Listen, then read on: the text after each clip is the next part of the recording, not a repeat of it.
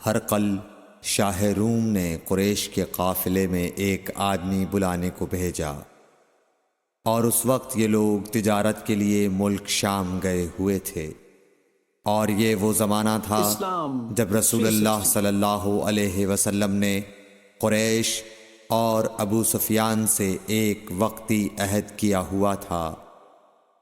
جب ابو سفیان اور دوسرے لوگ ہرقل کے پاس ایلیا پہنچے جہاں ہرقل نے دربار طلب کیا تھا، اس کے گرد روم کے بڑے بڑے لوگ، علماء، وزراء و امراء بیٹھے ہوئے تھے۔ ہرقل نے ان کو اور اپنے ترجمان کو بلوایا، پھر ان سے پوچھا کہ تم میں سے کون شخص مدعی رسالت کا زیادہ قریبی عزیز ہے؟ ابو سفیان کہتے ہیں کہ میں بول اٹھا کہ میں اس کا سب سے زیادہ قریبی رشتہ دار ہوں۔ یہ سن کر ہرقل نے حکم دیا کہ اس ابو سفیان کو میرے قریب لا کر بٹھاؤ اور اس کے ساتھیوں کو اس کی پیٹھ کے پیچھے بٹھا دو۔ پھر اپنے ترجمان سے کہا کہ ان لوگوں سے کہہ دو کہ میں ابو سفیان سے اس شخص یعنی محمد صلی اللہ علیہ وسلم کے حالات پوچھتا ہوں، اگر یہ مجھ سے کسی بات میں جھوٹ بول دے تو تم اس کا جھوٹ ظاہر کر دینا۔ ابو سفیان کا قول ہے کہ خدا کی قسم اگر مجھے یہ غیرت نہ آتی کہ یہ لوگ مجھ کو جھٹلائیں گے تو میں آپ صلی اللہ علیہ وسلم کی نسبت ضرور غلط گوئی سے کام لیتا۔ خیر، پہلی بات جو ہرقل نے مجھ سے پوچھی وہ یہ کہ اس شخص کا خاندان تم لوگوں میں کیسا ہے؟ میں نے کہا وہ تو بڑے اونچے عالی نسب والے ہیں۔ کہنے لگا اس سے پہلے بھی کسی نے تم لوگوں میں ایسی بات کہی تھی؟ میں نے کہا نہیں۔ کہنے لگا اچھا اس کے بڑوں میں کوئی بادشاہ ہوا ہے؟ میں نے کہا نہیں۔ پھر اس نے کہا بڑے لوگوں نے اس کی پیروی اختیار کی ہے یا کمزوروں نے؟ میں نے کہا نہیں، کمزوروں نے۔ پھر کہنے لگا اس کے تابعدار روز بڑھتے جاتے ہیں یا کوئی ساتھی پھر بھی جاتا ہے؟ میں نے کہا نہیں۔ کہنے لگا کیا اپنے اس دعوی نبوت سے پہلے کبھی کسی بھی موقع پر اس نے جھوٹ بولا ہے؟ میں نے کہا نہیں، اور اب ہماری اس سے صلح کی ایک مقررہ مدت ٹھہری ہوئی ہے، معلوم نہیں وہ اس میں کیا کرنے والا ہے۔ ابو سفیان کہتے ہیں میں اس بات کے سوا اور کوئی جھوٹ اس گفتگو میں شامل نہ کر سکا۔ ہرقل نے کہا کیا تمہاری اس سے کبھی لڑائی بھی ہوئی ہے؟ ہم نے کہا کہ ہاں۔ بولا پھر تمہاری اور اس کی جنگ کا کیا حال ہوتا ہے؟ میں نے کہا لڑائی ڈول کی طرح ہے، کبھی وہ ہم سے میدان جنگ جیت لیتے ہیں اور کبھی ہم ان سے جیت لیتے ہیں۔ ہرقل نے پوچھا وہ تمہیں کس بات کا حکم دیتا ہے؟ میں نے کہا وہ کہتا ہے کہ صرف ایک اللہ ہی کی عبادت کرو، اس کا کسی کو شریک نہ بناؤ، اور اپنے باپ دادا کی شرک کی باتیں چھوڑ دو، اور ہمیں نماز پڑھنے، سچ بولنے، پرہیزگاری اور صلہ رحمی کا حکم دیتا ہے۔ یہ سب سن کر پھر ہرقل نے اپنے ترجمان سے کہا کہ ابو سفیان سے کہہ دے کہ میں نے تم سے اس کا نسب پوچھا تو تم نے کہا کہ وہ ہم سے عالی نسب ہے، اور پیغمبر اپنی قوم میں عالی نسب ہی بھیجے جایا کرتے ہیں۔ میں نے تم سے پوچھا کہ دعوی نبوت کی یہ بات تمہارے اندر اس سے پہلے کسی اور نے بھی کہی تھی؟ تو تم نے جواب دیا کہ نہیں۔ تب میں نے اپنے دل میں کہا کہ اگر یہ بات اس سے پہلے کسی اور نے کہی ہوتی تو میں سمجھتا کہ اس شخص نے بھی اسی بات کی تقلید کی ہے جو پہلے کہی جا چکی ہے۔ میں نے تم سے پوچھا کہ اس کے بڑوں میں کوئی بادشاہ بھی گزرا ہے؟ تو تم نے کہا کہ نہیں۔ تو میں نے دل میں کہا کہ ان کے بزرگوں میں سے کوئی بادشاہ ہوا ہوگا تو کہہ دوں گا کہ وہ شخص اس بہانے اپنے آباء و اجداد کی بادشاہت اور ان کا ملک دوبارہ حاصل کرنا چاہتا ہے۔ اور میں نے تم سے پوچھا کہ اس بات کے کہنے یعنی پیغمبری کا دعویٰ کرنے سے پہلے تم نے کبھی اس کو دروغ گوئی کا الزام لگایا ہے؟ تم نے کہا کہ نہیں۔ تو میں نے سمجھ لیا کہ جو شخص آدمیوں کے ساتھ دروغ گوئی سے بچے وہ اللہ کے بارے میں کیسے جھوٹی بات کہہ سکتا ہے؟ اور میں نے تم سے پوچھا کہ بڑے لوگ اس کے پیرو ہوتے ہیں یا کمزور آدمی؟ تم نے کہا کمزوروں نے اس کی اتباع کی ہے، تو دراصل یہی لوگ پیغمبروں کے متبعین ہوتے ہیں۔ اور میں نے تم سے پوچھا کہ اس کے ساتھی بڑھ رہے ہیں یا کم ہو رہے ہیں؟ تم نے کہا کہ وہ بڑھ رہے ہیں، اور ایمان کی کیفیت یہی ہوتی ہے حتیٰ کہ وہ کامل ہو جاتا ہے۔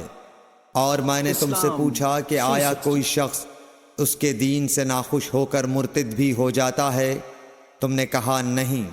تو ایمان کی خاصیت بھی یہی ہے، جن کے دلوں میں اس کی مسرت رچ بس جائے وہ اس سے لوٹا نہیں کرتے۔ اور میں نے تم سے پوچھا کہ آیا وہ کبھی عہد شکنی کرتے ہیں؟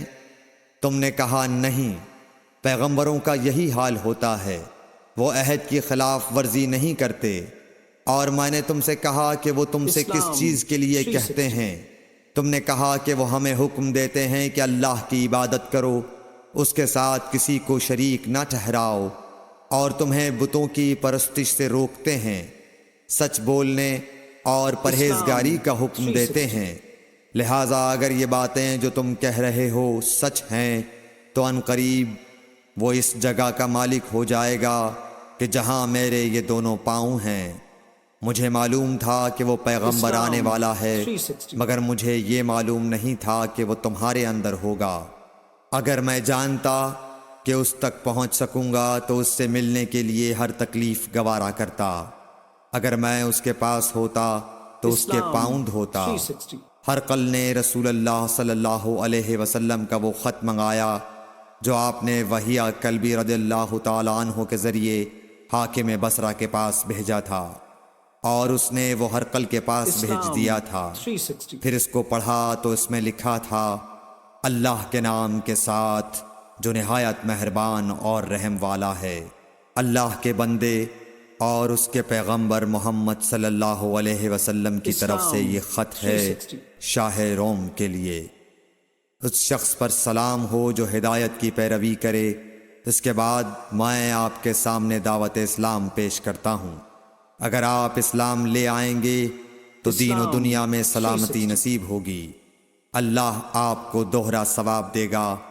اور اگر آپ میری دعوت سے روگردانی کریں گے تو آپ کی رعایا کا گناہ بھی آپ ہی پر ہوگا۔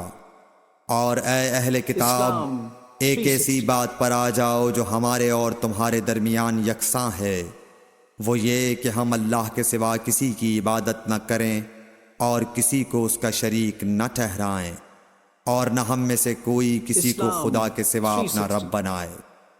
پھر اگر وہ اہل کتاب اس کتاب سے منہ پھیر لیں تو مسلمانوں، تم ان سے کہہ دو کہ تم مانو یا نہ مانو، ہم ایک خدا کے اطاعت گزار ہیں۔ ابو سفیان کہتے ہیں، جب ہرقل نے جو کچھ کہنا تھا کہہ دیا اور خط پڑھ کر فارغ ہوا تو اس کے ارد گرد بہت شور و غوغا ہوا، بہت سی آوازیں اٹھیں اور ہمیں باہر نکال دیا گیا۔ تب میں نے اپنے ساتھیوں سے کہا کہ ابو کبشہ کے بیٹے حضرت صلی اللہ علیہ وسلم کا معاملہ تو بہت بڑھ گیا۔ دیکھو تو اس سے بنی اصفر روم کا بادشاہ بھی ڈرتا ہے۔ مجھے اس وقت سے اس بات کا یقین ہو گیا کہ حضور صلی اللہ علیہ وسلم ان قریب غالب ہو کر رہیں گے، حتیٰ کہ اللہ نے مجھے مسلمان کر دیا۔ راوی کا بیان ہے کہ ابن ناطور ایلیا کا حاکم ہرقل کا مصاحب اور شام کے نصارہ کا لاٹ پادری بیان کرتا تھا کہ ہرقل جب ایلیا آیا ایک دن صبح کو پریشان اٹھا تو اس کے درباریوں نے دریافت کیا کہ آج ہم آپ کی حالت بدلی ہوئی پاتے ہیں، کیا وجہ ہے؟ ابن ناطور کا بیان ہے کہ ہرقل نجومی تھا، علم نجوم میں وہ پوری مہارت رکھتا تھا۔ اس نے اپنے ہم نشینوں کو بتایا کہ میں نے آج رات ستاروں پر نظر ڈالی تو دیکھا کہ ختنہ کرنے والوں کا بادشاہ ہمارے ملک پر غالب آ گیا ہے۔ بھلا اس زمانے میں کون لوگ ختنہ کرتے ہیں؟ انہوں نے کہا کہ یہود کے سوا کوئی ختنہ نہیں کرتا، سو ان کی وجہ سے پریشان نہ ہوں۔ سلطنت کے تمام شہروں میں یہ حکم لکھ بھیجیے کہ وہاں جتنے یہودی ہوں سب قتل کر دیے جائیں۔ وہ لوگ انہی باتوں میں مشغول تھے کہ ہرقل کے پاس ایک آدمی لایا گیا جسے شاہ غسان نے بھیجا تھا۔ اس نے رسول اللہ صلی اللہ علیہ وسلم کے حالات بیان کیے۔ جب ہرقل نے سارے حالات سن لیے تو کہا کہ جا کر دیکھو وہ ختنہ کیے ہوئے ہے یا نہیں۔ انہوں نے اسے دیکھا تو بتلایا کہ وہ ختنہ کیا ہوا ہے۔ ہرقل نے جب اس شخص سے عرب کے بارے میں پوچھا تو اس نے بتلایا کہ وہ ختنہ کرتے ہیں۔ تب ہرقل نے کہا کہ یہی محمد صلی اللہ علیہ وسلم اس امت کے بادشاہ ہیں جو پیدا ہو چکے ہیں۔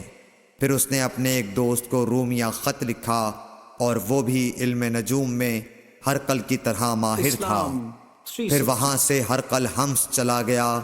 ابھی حمص سے نکلا نہیں تھا کہ اس کے دوست کا خط اس کے جواب میں آ گیا۔ اس کی رائے بھی حضور صلی اللہ علیہ وسلم کے ظہور کے بارے میں ہرقل کے موافق تھی کہ محمد صلی اللہ علیہ وسلم واقعی پیغمبر ہیں۔ اس کے بعد ہرقل نے روم کے بڑے آدمیوں کو اپنے حمص کے محل میں طلب کیا اور اس کے حکم سے محل کے دروازے بند کر لیے گئے۔ پھر وہ اپنے خاص محل سے باہر آیا اور کہا، اے روم والو، کیا ہدایت اور کامیابی میں کچھ حصہ تمہارے لیے بھی ہے؟ اگر تم اپنی سلطنت کی بقا چاہتے ہو تو پھر اس نبی صلی اللہ علیہ وسلم کی بیعت کر لو اور مسلمان ہو جاؤ۔ یہ سننا تھا کہ پھر لوگ وحشی گدھوں کی طرح دروازوں کی طرف دوڑے مگر انہیں بند پایا۔ آخر جب ہرقل نے اس بات سے ان کی یہ نفرت دیکھی اور ان کے ایمان لانے سے مایوس ہو گیا تو کہنے لگا کہ ان لوگوں کو میرے پاس لاؤ۔ جب وہ دوبارہ آئے تو اس نے کہا، میں نے جو بات کہی تھی اس سے تمہاری دینی پختگی کی آزمائش مقصود تھی، سو وہ میں نے دیکھ لی۔ تب یہ بات سن کر وہ سب کے سب اس کے سامنے سجدے میں گر پڑے اور اس سے خوش ہو گئے۔ بالآخر ہرقل کی آخری حالت یہی رہی۔